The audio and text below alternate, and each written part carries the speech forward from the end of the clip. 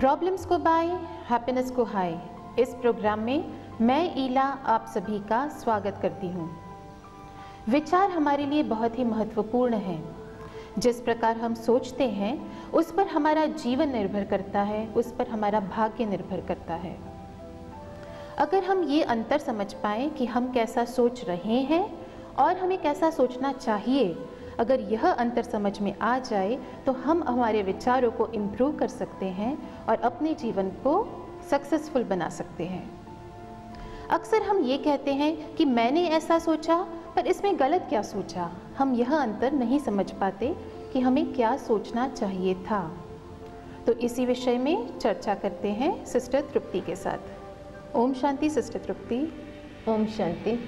तो सिस्टर तृप्ति, हम अक्सर ये कार्य करते हैं, वो कार्य करते हैं और सोचते हैं कि हमने वह कार्य सही किया और हमने सही सोचा उसके बारे में, पर कहीं ना कहीं तक हमें यह नहीं पता चलता कि हमारी सोच में ही कुछ गलत था।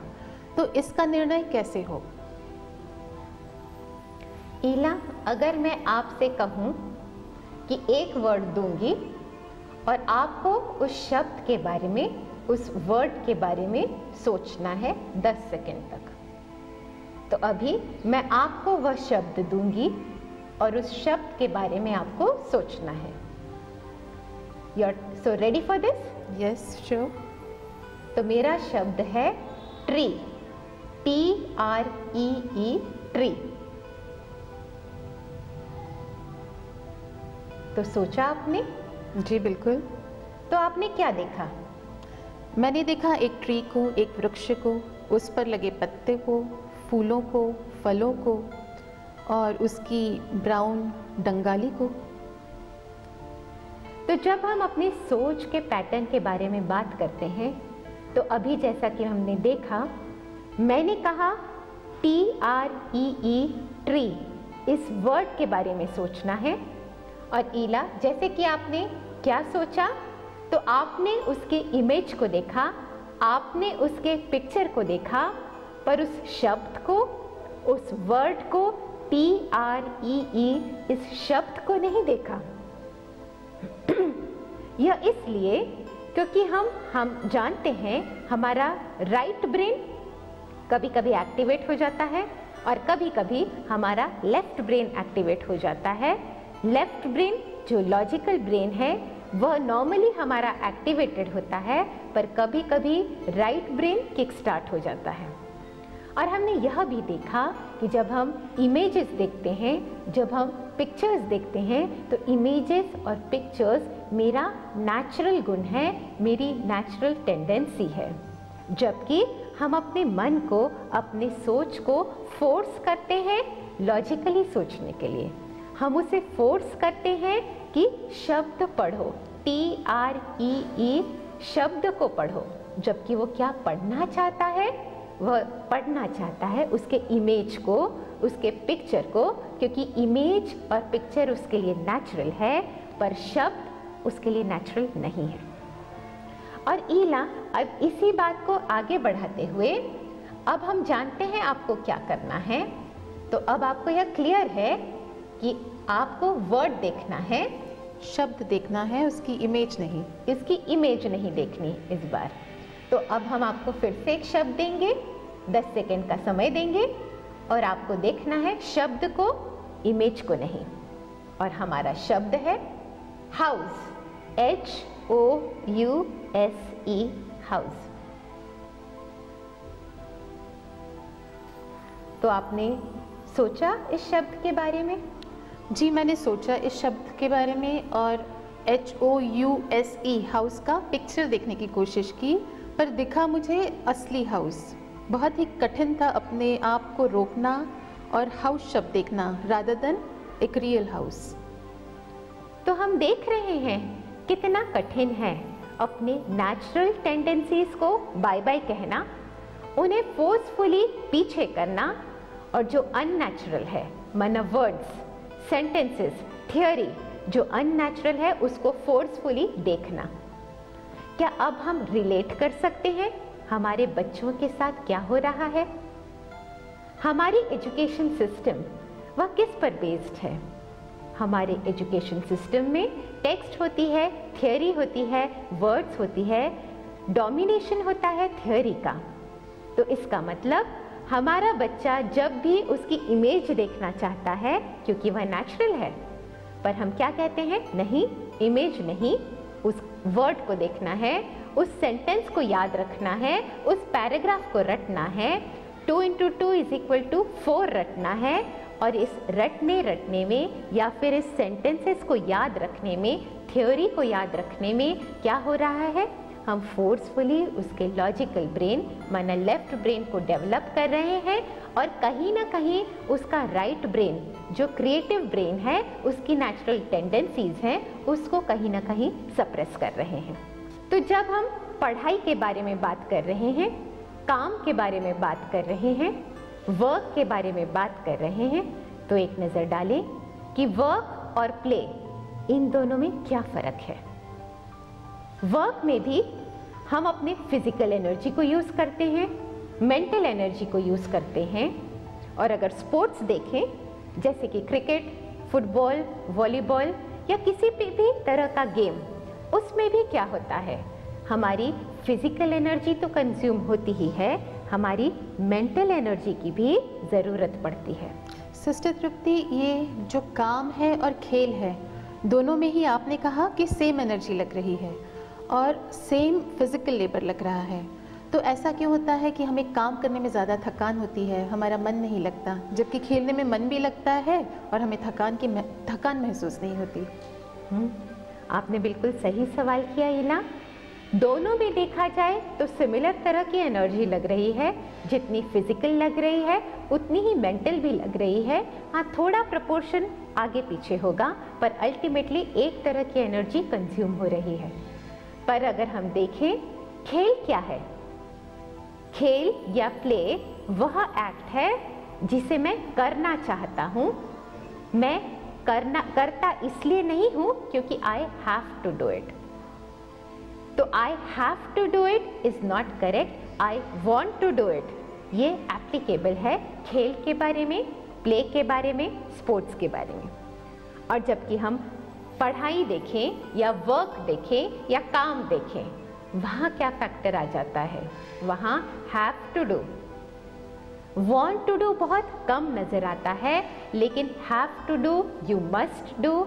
पढ़ाई नहीं करेंगे तो एग्ज़ाम कैसे क्लियर करेंगे, एग्ज़ाम नहीं क्लियर करेंगे तो हम आगे कैसे बढ़ेंगे, हम अपने आप को सक्सेसफुल कैसे कहलाएंगे। तो यह जो फैक्टर है have to do and want to do, this is the factor that makes the difference. और यह फैक्टर क्यों प्ले करता है, क्योंकि अगर हम प्ले देखें, खेल देखें, तो उसमें हम वह करते हैं जो हम करना चाहते हैं। माना हम अपने नेचुरल टेंडेंसीज को, नेचुरल एबिलिटीज़ को, नेचुरल कैपेसिटी को यूज़ करते हैं उसमें, क्योंकि हमें नेचुरल कैपेसिटी को यूज़ करना पसंद है। जैसे कि इमेजेस के बारे में सोचना, पिक्चर्स के बारे में सोचना, मूवी, साउंड, इमोशंस, फीलिंग्स, ये सब हमारी नेचुरल टेंडेंसीज हैं। और ये सब किसका काम है, राइट ब्रेन माना क्रिएटिव ब्रेन का। तो हमें यह क्रिएटिव ब्रेन को यूज़ करना पसंद है और खेलते समय हमारे पास आज़ादी है कि हम जो चाहें, जैसा चाहें वैसा हम कर सकते हैं। और जो हमें पसंद है उसमें हमें इंटरेस्ट आता है, और क्योंकि इंटरेस्ट आता है, वह मेरे पसंद का काम है, इसलिए थकान भी महसूस नहीं होती। क्योंकि ये ठीक है, हमने बिल्कुल सही कहा कि इसमें एनर्जी कंज्यूम भी हो रही है, फिजिकल एनर्जी और मेंटल एनर्जी, पर जो मुझे पसंदीदा काम करने में मज़ा आ रहा है, उस मज़े के कारण एनर्जी क्रिएट भी हो रही है। और क्योंकि एनर्जी क्रिएशन मज़ा भी बहुत ज़्यादा आ रहा है, इसलिए जितनी एनर्जी कंज्यूम हो रही है उतनी ही एनर्जी क्रिएट हो रही है, इसलिए थकान की महसूसता हमें कम होती है, या धीरे धीरे जब हम ज़्यादा खेल लेते हैं तब हमें थकान की महसूसता होती है। तो इस प्रकार हमने देखा, हमारी नेचुरल एबिलिटीज़ के सहारे हम कोई काम करें तो हमें ज़्यादा पसंद आता है, हमें उसमें ज़्यादा उत्साह उमंग होता है, ज़्यादा इंटरेस्ट होता है। और ज़्यादा लगाव भी होता है, और जहाँ लगाव होता है वहाँ कार्य कुशलता भी आती है, और हमारे इनपुट्स के आधार पर हमारे जो आउटपुट्स होते हैं वो ज़्यादा इफ़ेक्टिव होते हैं, ज़्यादा एफिशिएंट होते हैं। ईला, अगर मैं आपको इनवाइट करूँ अपने घर पर लंच के लिए, ज़रूर आएंगे। पर पहले रास्ता तो समझ लीजिए। यहाँ से सीधे सीधे जाएं और 2 गली छोड़ के एक राइट टर्न आएगा, वहाँ से राइट टर्न लें और सीधे सीधे जाएंगे तो एक पान की शॉप मिलेगी। उस पान की शॉप के 2 शॉप्स के बाद में एक मेडिकल स्टोर मिलेगा, और वहाँ से एक गली जाएगी लेफ्ट की तरफ, और उस लेफ्ट गली में मुड़ जाएं और एक लगी हुई राइट गली है, उसमें अगर मुड़ जाएं तो बस तीसरा घर मेरा है। ये याद रखना तो बहुत ही कठिन है सिस्टर तृप्ति। थोड़ा सा याद रहेगा कि सीधे जाके लेफ्ट जाना है, उसके बाद कुछ याद नहीं रह रहा। तो अगर ईला मैं ये जो कह रही हूँ उसके साथ साथ अगर मैं आपको पेपर पे ड्रॉ करके दिखाऊं, चित्र दिखाऊं कि सीधे जाना है, फिर उसके बाद लेफ्ट टर्न लेना है, और अगर ये पूरा मैप बना के दूं बताते बताते, तो क्या आपको ज़्यादा क्लियर हो सकेगा? अगर बताने के साथ साथ मैप भी देखा जाए तो मुझे ज़रूर याद रहेगा कि कैसे आना है आपके घर। तो इस प्रकार से हमने देखा कि जब हम सिर्फ बातें सुनते हैं, माना लेफ्ट ब्रेन का उपयोग करते हैं जो कि लॉजिकल ब्रेन है, तो हमारे ग्रास्प करने की शक्ति उतनी ज़्यादा नहीं होती। पर अगर लेफ्ट ब्रेन के साथ साथ अगर राइट ब्रेन का भी इस्तेमाल किया जाए, माना इमेजेस दिखाई जाएं, पिक्चर्स दिखाई जाएं, बताते बताते देखा भी जाए, तो हम सुन भी रहे हैं और देख भी रहे हैं। इसमें हम क्या कर रहे हैं? अपने दोनों ही ब्रेन्स को यूज़ कर रहे हैं। और कैसे यूज़ कर रहे हैं? दोनों को बैलेंस्ड वे में यूज़ करने की कोशिश कर रहे हैं। और हमने देखा कि जितना हम अपने लेफ्ट और राइट ब्रेन को बैलेंस तरीके से यूज़ करेंगे, उतना ही हम अपने पोटेंशियल को मैक्सिमम यूज़ कर सकेंगे। तो अब हम समझ सकते हैं हमारे बच्चों के लिए क्या आवश्यक है। पेरेंट्स के लिए, ग्रैंड पेरेंट्स के लिए, नाना नानी, दादा दादी, इन सब से मैं अनुरोध करूंगी कि यह हम ध्यान से देखें, इस जानकारी का हम उपयोग करें हमारे बच्चों की पढ़ाई के लिए। हमारी बच्चों की पढ़ाई जो एक बहुत बड़ी समस्या बन गई है, एक चैलेंज बन गया है, न सिर्फ बच्चों के लिए पर हम पेरेंट्स और ग्रैंड पेरेंट्स के लिए भी, क्योंकि आज की शिक्षा पद्धति हमने जैसा देखा यह लीनियर है। आज की शिक्षा पद्धति हमें लॉजिकल ब्रेन को यूज़ करने पे मजबूर करती है, और हमें क्या करना है? ज़्यादा से ज़्यादा क्रिएटिव ब्रेन का उपयोग करना है, ताकि लॉजिकल ब्रेन और क्रिएटिव ब्रेन के यूज़ को हम बैलेंस कर सकें। और इस बैलेंस्ड अप्रोच से क्या होगा? पढ़ाई जो अब तक के लिए एक प्रॉब्लम, एक समस्या बन गई थी बच्चे के लिए, अब वही पढ़ाई इंटरेस्टिंग लगने लगेगी। क्यों इंटरेस्टिंग लगेगी? क्योंकि अब वह अपने क्रिएटिव ब्रेन को भी यूज़ कर रहा है, जो उसकी नेचुरल टेंडेंसी है उसे भी यूज़ कर रहा है। पढ़ाई जो कि शब्दों और सेंटेंसेस के फॉर्म में है, उसे वो पिक्चर और इमेजेस के रूप में देख रहा है, और पढ़ते पढ़ते वह अपने नेचुरल टेंडेंसीज का मज़ा भी ले रहा है। और इसलिए क्या होगा? अब जो पहले वर्क था, जो पहले काम था, वह भी क्या बन जाएगा? प्ले। वह भी क्या बन जाएगा? गेम। तो इस प्रकार से अब तक जो कुछ भी हमें वर्क लगता था, काम लगता था, अब हम उसे परिवर्तित करने वाले हैं खेल में, प्ले के फॉर्म में, ताकि वह हमें ज़्यादा इंटरेस्टिंग लगे और इसीलिए आसान भी लगे। तो हमने देखा जैसी हमारी शिक्षण पद्धति है, कैसी है? हमारे टेक्स्ट बुक में जो लेसन होता है वह लीनियर होता है, माना सीधे सीधे लिखा जाता है, वर्ड्स के बाद वर्ड्स, सेंटेंसेस के बाद सेंटेंसेस, पैराग्राफ्स के बाद पैराग्राफ्स। और हमें क्या करना है? इस लीनियर पैटर्न को कन्वर्ट करना है रेडियल पैटर्न में। तो अब यह रेडियल पैटर्न क्या है? तो वह टेक्स्ट जो लिखा था वर्ड के बाद वर्ड और सेंटेंस के बाद सेंटेंस इस फॉर्म में लिखा था उसे हमें कन्वर्ट करना है किस फॉर्म में? इमेजेस के फॉर्म में, और साथ में वर्ड्स को भी हमें यूज करना है। जब हम इमेजेस और वर्ड्स को यूज करेंगे तो क्या होगा? हमारा लेफ्ट ब्रेन और राइट ब्रेन दोनों एक साथ चलेगा, दोनों बैलेंस्ड फॉर्म में चलेंगे। तो अब से हमें क्या करना है? जो भी लीनियर वे ऑफ थिंकिंग था, माना सीधे सीधे हम सोचते थे सेंटेंसेस के बाद सेंटेंसेस और इस प्रकार एक लेसन को याद करने की कोशिश करते थे, उसे अब हमें पढ़ना है, उसे अब हमें देखना है इमेजेस के फॉर्म में, पिक्चर्स के फॉर्म में, और साथ में वर्ड्स को भी हमें यूज़ करना है उस चैप्टर को याद करने के लिए। और इसे हम कहते हैं माइंड मैप। अपने माइंड में हम ऐसा मैप बनाते हैं जिससे हमें लेसन आसानी से याद हो जाए। फॉर एग्जाम्पल, लेसन में लिखा हुआ है कि पढ़ाई और खेल, इसके बैलेंस्ड यूसेज से हमारी निर्णय शक्ति बढ़ती है। तो ये जो वर्ड्स हैं और ये जो सेंटेंसेस हैं, अब तक हम बच्चों को उन्हें सेंटेंस के रूप में याद कराते थे, क्योंकि वह हमारी लीनियर पद्धति थी याद करने की और सोचने की। अब हमें इसे क्या करना है?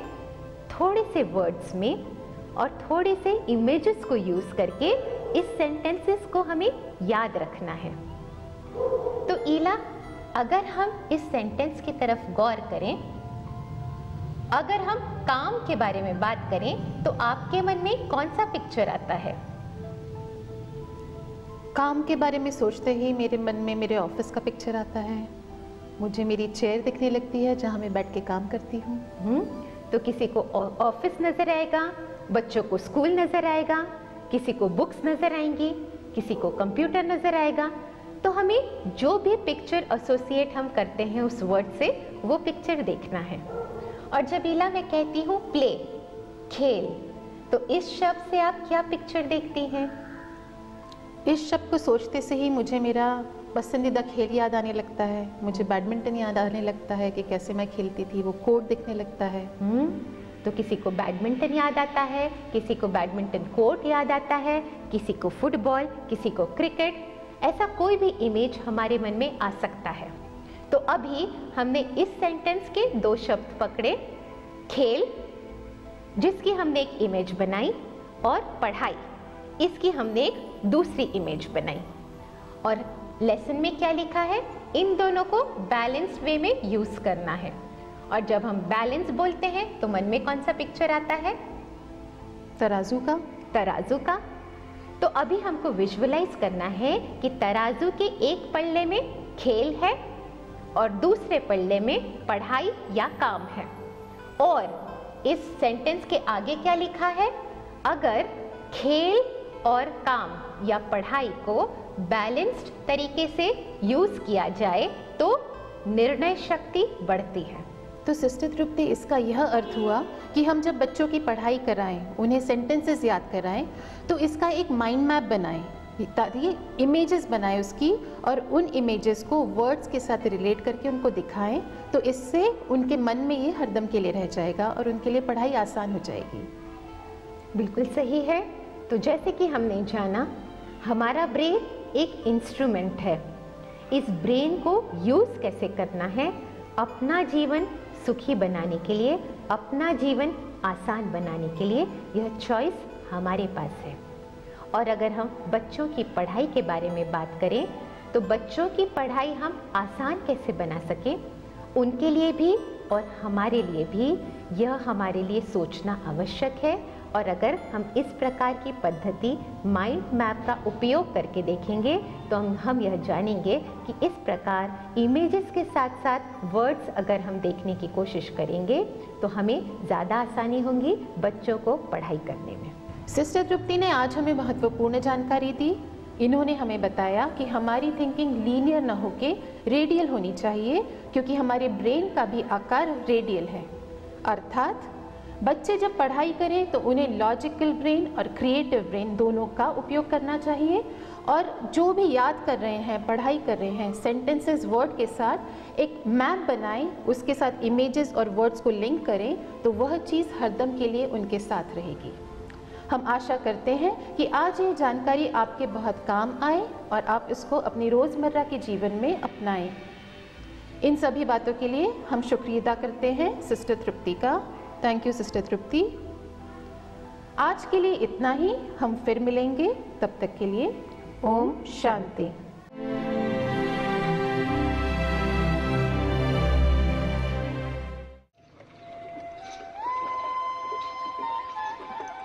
प्रत्येक कर्म मन, वाणी अथवा स्थूल कर्मेंद्रियों के आधार पर क्रियान्वित होता है। इन कर्मों का फल कर्म रूपी बीज के गुणों के अनुरूप मिलता है। यदि मुझे सुख का अनुभव करना है तो मेरे मन में सुखदायी संकल्प ही उत्पन्न होने चाहिए। आत्मा जब देह के अंदर निवास करती है तब वो देही कहलाती है, और जब देह त्याग देती है तब विदेही कहलाती है। जो सूक्ष्म शक्तियां मन और बुद्धि देह की 10 लाख करोड़ कोशिकाओं में आत्मिक ऊर्जा पहुंचाती हैं। इसी कारण आत्मा भौतिक ऊर्जा के सूक्ष्मतम कण परमाणु से निर्मित भौतिक देह का नियंत्रण कर पाती है।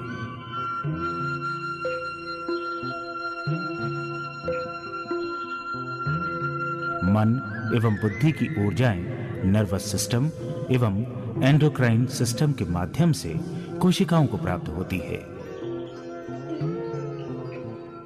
मन को एक टीवी स्क्रीन के साथ भेंट कर सकते हैं।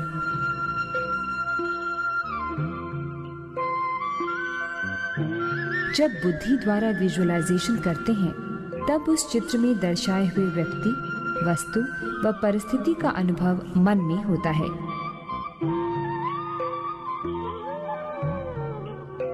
जैसे सूरज के विषय में सोचने पर उसकी गर्मी एवं प्रकाश का हमें अनुभव होता है। मन एवं बुद्धि के इस सामंजस्य को ही हम राजयोग अभ्यास में उपयोग करते हैं।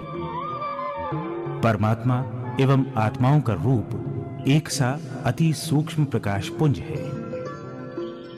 दोनों के साथ मौलिक गुण भी एक से हैं। दोनों का मूल निवास स्थान परम धाम, शांति धाम अथवा ब्रह्म लोक ही है। आत्मा एवं परमात्मा में मुख्य अंतर यह है कि आत्माओं के मौलिक गुणों की एक सीमा होती है, जबकि परमात्मा के मौलिक गुणों की प्रकाश किरणें असीम होती हैं। इसी कारण परमात्मा को सूर्य के साथ भेंट किया जाता है।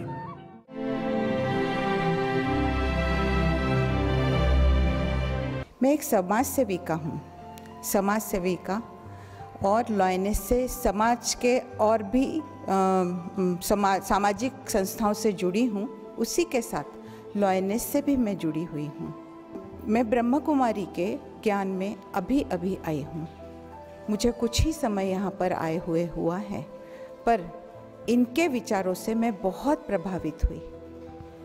इनका जब तक जहाँ तक मेरे को ज्ञान मिला है, जहाँ तक मेरा विचार है, इन्होंने यहाँ पर हम थॉट्स, विचारों को ज़्यादा महत्व देते हैं। विचार जो कि हमारे दिमाग में आते हैं, जब हमारे कोई भी विचार ब्रेन में आते हैं तो उसको हम चरितार्थ करते हैं, उसको एक्टिवेट करते हैं हाथों द्वारा, कर्मों द्वारा। अगर हमारे विचार अच्छे होंगे तो हमारे कर्म भी अच्छे होंगे। और अगर जैसे कि बोला जाता है ना कि जैसे हम करते हैं वैसे ही हम पाते हैं। अगर हम अच्छा करेंगे अच्छा पाएंगे, बुरा करेंगे बुरा पाएंगे। यह इनकी विशेषता है जो मुझे बहुत अच्छी लगी।